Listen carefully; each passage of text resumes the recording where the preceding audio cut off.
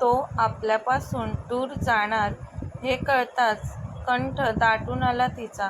तिला रडू येत होतं. ती अस्वस्थ झालेली तो निघून त्याच्या घरी जाणार या विचाराने. आज ती नर्व्हस होती. जशी जशी वेळ सरत चालली होती तशी तशी तिच्या मनातील अस्वस्थतासुद्धा अजून वाढत होती. तो मात्र खूप खुश होता. उद्या तो त्याच्या घरी त्याच्या आऊकडे जाणार या विचाराने. रात्रीचे जेवण करून तो झोपला. मोहिते उद्या वेळेत पोचेल ना मला घ्यायला? उद्या सर्व काही ठरल्याप्रमाणे सुरळीत पार पडू देत असा विचार करून त्याने उशिरा डोळे मिटले. इकडे मुंबईतून मोहिते धैर्य बॉसनी पाठवलेल्या लोकेशनवर येण्यासाठी निघालेला सुद्धा. ती अभ्यास करत होती, पण तो जाणार तोच विचार तिच्या मनात सतत येत होता. त्यामुळे तिचं अभ्यासात लक्ष लागत नव्हतं. मध्यरात्री त्याला पाहावं असं वाटलं तिला. माहीत नव्हतं तिला सध्या तरी की तो इथून निघून गेल्यावर पुन्हा कधी तिला भेटेल, तो पाहायला मिळेल. ती उठून हळूवार पावलं टाकत तो झोपलेला त्या खोलीत आली. आवाज न करता हळूच त्याच्या बाजूला बसली. त्याच्या चेहऱ्याकडे एकटक पाहू लागली. तुम्ही खूप खुश आहात. तुम्ही उद्या तुमच्या घरी जाणार म्हणून, पण मला खूपच उदास वाटत आहे. तुम्ही का थांबाल आणि कशासाठी थांबाल ना इथे? ती मनात बोलत होती. माहीत नाही का, पण आता या क्षणी तिच्या मनात त्याच्याविषयी प्रचंड ओढ दाटून आलेली. अगदी एका क्षणाच्या पोजमधून तिने त्याच्या कपाळावर हळूवार हात ठेवला. तसं त्याने खाडकन डोळे उघडले आणि पटकन तिच्या हाताचं मनगट पकडलं. ती अतिशय घाबरली. तिची तर बोबडीच वळली. त्याच्याकडे भीतीने पाहू लागली. तू काय करतेस आता या वेळेस इथे? तो तिच्याकडे रोखून पाहत म्हणाला. क्षणभर काय बोलू असं झालं तिला. ते तुम्ही झोपलात का ते पाहायला आलेली मी. माझ्या चेहऱ्याला हात का लावलास? त्याने विचारलं तिला. तुम्हाला खूप घाम आलाय तो पुसायला, ती म्हटली. असं तसं त्याने पटकन तिचा हात सोडला. काही गरज नाही त्याची, म्हणाला तो तिला. ती ताबडतोब तिथून उठून रूमबाहेर पडली. घाबरल्यामुळे श्वास वाढलेले तिचे. हे मी काय करत होते? काय वाटलं असेल त्यांना? ते माझ्याबद्दल काय विचार करत असतील? स्वतःशीच बोलून ती पटकन अंथरुणावर पडली आणि झोपून गेली. आज तो निघाला होता तिच्या घरून त्याच्या घरी जाण्यासाठी. तिचे बाबा सोडणार होते त्याला तालुक्याला नेऊन, पण तो म्हटला त्याची गाडी इथे या गावात येईल त्याला घ्यायला. म्हणून बाबा न जाता त्यांनी आनंदीला म्हटलं, आनंदी खाली रोडपर्यंत धैर्यला सोडून ये. ती बाबांना हो म्हटली, पण तिचा चेहरा आज पडलेला. त्याच्या नजरेतून तिचा पडलेला चेहरा सुटला नव्हता. त्याने तिच्याकडे एक नजर पाहिलं आणि पुढे म्हणाला, बाबा आनंदी आजपासून तुम्हाला माझा त्रास नाही होणार. तुम्ही दोघांनी खूप केलं माझ्यासाठी, त्यासाठी थँक्स. येतो मी, बोलून तो बाबांना नमस्कार करून निघाला. सुखी राहा धैर्य. जमलं तर आम्हाला विसरू नको, बाबा म्हणाले. तुम्हाला कसं विसरेल बाबा मी. चला निघूयात का, ती म्हटली त्याला. हो निघूयात चल, तो म्हटला. ती सोडायला चाललेली त्याला रोडपर्यंत. त्याच्या पायात घालायला चप्पल नव्हती. तो तसाच निघालेला. त्याचे पाय पाहून ती म्हटली, तुमच्या पायात चप्पल नाही? तिच्या बाबांनी ऐकलं ते लगेच त्यांची चप्पल त्याच्या पायाजवळ ठेवत म्हटले, माझी चप्पल घाल धैर्य. नाही नको बाबा, तो म्हणतच होता तर. बाबा म्हटले, बाबा म्हणतोस मला आणि नकोही म्हणतो चप्पल घालायला, घाल. तसा तो काही न बोलता त्यांची खूप जुनी चप्पल असली तरी ते इतक्या प्रेमाने आग्रह करत होते त्याला तर तो नाही म्हणूच शकला नाही त्यांना. त्याने चप्पल घातली. डोंगर उतरून ते चालत रोडपर्यंत आले. तिथे सागर मोहितेची वाट पाहत उभे होते. ते दोघे काही न बोलता बराच वेळ शांत होते. आता ती शांतता भंग करत तो म्हटला, तिला तुझा मोबाईल दे जरा, एक कॉल करायचा होता त्याला. रात्रीच रस्त्यावरचे मातीचे ढीग, दगड, झाडे बाजूला करून रस्ते मोकळे केलेले मोहितेने माणसं कामाला लावून कॉल लावून तो बोलला, हॅलो मोहिते, कुठे आहेस? पोहोचेल बॉस काही मिनिटातच, मोहिते त्याला म्हणाला. बरं ठीक आहे, ये लवकर, मी वाट पाहतोय, तो म्हणाला. क्षणात मोहिते फोरव्हीलरने पोहोचला. मोहिते लगेच कारमधून उतरून बाहेर येतच होता तर त्याला हात दाखवून थांब म्हटला धैर्य. तसा तो कारमध्येच बसून राहिला. आनंदी, चल येतो, बोलून तो निघाला. ती शांत उभी होती. तो कारमध्ये बसणार तेवढ्यात ती मागून बोलली, पोचल्यावर कॉल कराल का? तशी त्याची पावलं जागीच थांबली. त्याने मागे वळून तिच्याकडे पाहिलं. ती मान खाली घालून उभी होती. हो करेल, तो म्हणाला. तसं तिने हलकेच नजर वर करून त्याच्याकडे पाहिलं. तो वळणार पुन्हा तेवढ्यात ती म्हणाली, काळजी घ्या. बोलताना तिचा आवाज कातर झालेला. हो, तू पण तुझी काळजी घे, तो कारमध्ये बसला बोलून. तसे तिचे डोळे पाण्याने भरले. ड्रायव्हरने कार स्टार्ट करून तो तिथून निघून सुद्धा गेला. ती पाठीमागून बराच वेळ कार गेली त्या दिशेला पाहत होती. कंठ दाटून आलेला तिचा. डोळ्यांमध्ये साठलेलं पाणी टचकन गालावर ओघळलं. तिने ते पटकन पुसलं आणि आजूबाजूला पाहत पुन्हा घराकडे जायला निघाली. ती घरी आल्या आल्या बाबांनी विचारलं तिला, गेला धैर्य? हो बाबा, गेले ते, बोलली ती. बरं झालं पोरगा त्याच्या घरी गेला. त्याच्या घरचे काळजी करत असतील त्याची, बाबा म्हणाले. हो बाबा, बोलून ती आत घरात आली. धैर्य कारमध्ये बसल्यावर हृदयात एक अनामिक हुरहुर दाटून आली त्याच्या. नक्की काय होत आहे त्याला ते कळत नव्हतं. त्याचवेळी मोहिते म्हणाला, बॉस, तुम्ही इतके दिवस या गावात होतात का? तुमच्यासोबत काय घडलं होतं? तुमच्या अंगावर हे असे कपडे का? सागर मोहिते धैर्यच्या अतिशय जवळचा होता. त्यामुळे धैर्याने त्याच्यासोबत घडलेला सर्व प्रकार त्याला सांगितला. खरंच खूप ग्रेट आहे ती मुलगी आणि तिचे बाबा.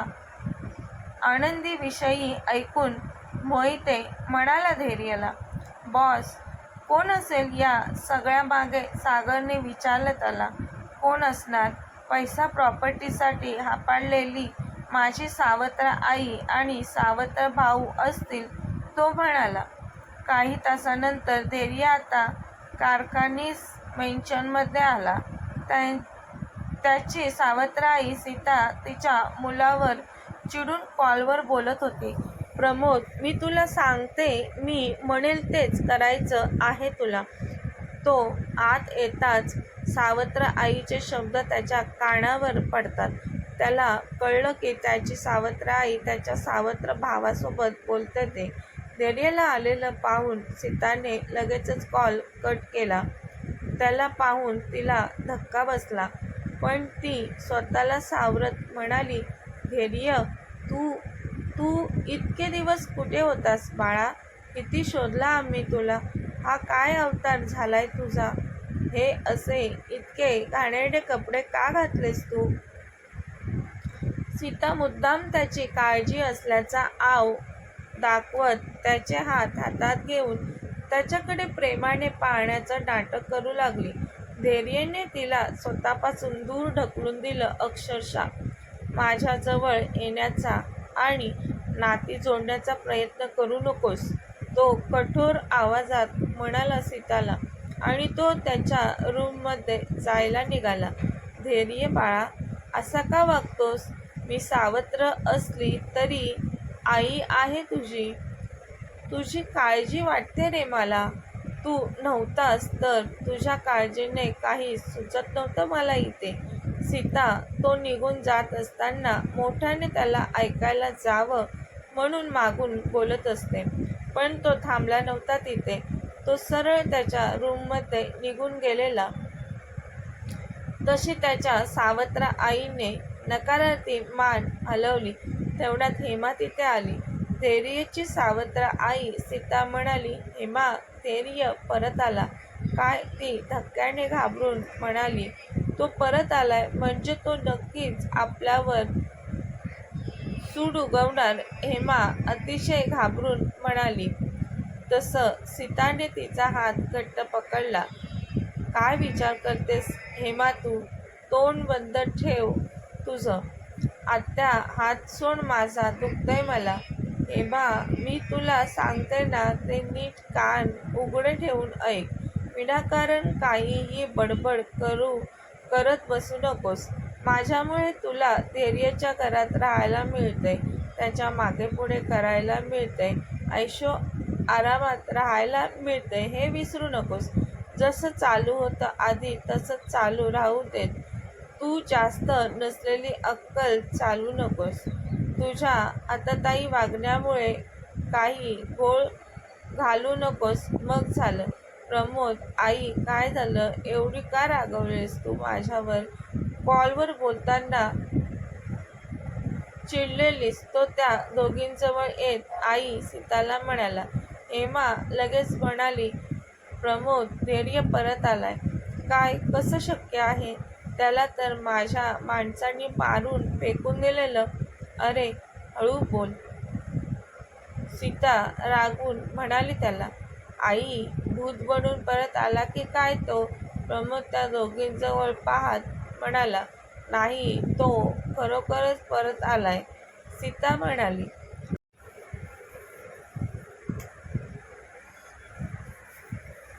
आई, आता काय? आता तो परत आलाय तर नक्कीच त्याच्यासोबत घडलेल्या घटनेचा छडा लावेल. आपल्याला सोडणार नाही तो. प्रमोद घाबरून म्हणाला. घाबरू नकोस प्रमोद. त्याला अजून तरी काहीच ठाऊक नसावं असं वाटतंय मला. हेमा, जा धैर्यच्या रूममध्ये. तुझं प्रेमाचं नाटक पुन्हा चालू ठेव. आत्या, त्या धैर्यजवळ जायला मला खूप भीती वाटते. आत्या, तो मला त्याच्या बाजूला उभं करत नाही. हेमा म्हणाली. हेमा, तुला प्रयत्न करावा लागेल. त्याला तुझ्या प्रेमाच्या जाळ्यात अडकवावंच लागेल. त्याशिवाय ही प्रॉपर्टी तुझ्या नावावर कशी होणार? तुझ्या लक्षात आहे ना, धैर्यची ती आऊ म्हातारी मेल्यावर तिची सर्व प्रॉपर्टी धैर्यच्या बायकोच्या नावावर होणार आहे ते. म्हणूनच तर तुला मी आणलंय या घरात आणि धैर्यच्या आयुष्यात. धैर्य तुझा होण्यासाठी तू पहिलं त्याला प्रेमात पाडायला हवंस ना. तुझ्या प्रेमात त्याला इतका आंधळा करशील की तो एका पायावर तुझ्यासोबत लग्न करायला तयार होईल. मग ही प्रॉपर्टी, पैसा, ऐशो आराम सगळं आपलंच असणार आहे. एकदा का तुझ्या नावावर सगळं झालं की मग तू त्याला घाबरण्याची काहीच गरज नाही. आत्या हेमाला समजवत म्हणाली. धैर्य त्याच्या रूममध्ये जाऊन फ्रेश होतो. तो वॉर्डरोबमधून त्याचे कपडे काढतच असतो. तेवढ्यात हेमा त्याला मागून येऊन बिलगते.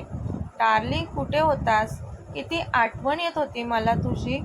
इतके दिवस कोणी घरापासून दूर राहतं का? किती वाट पाहायला लावलीस डार्लिंग तू मला.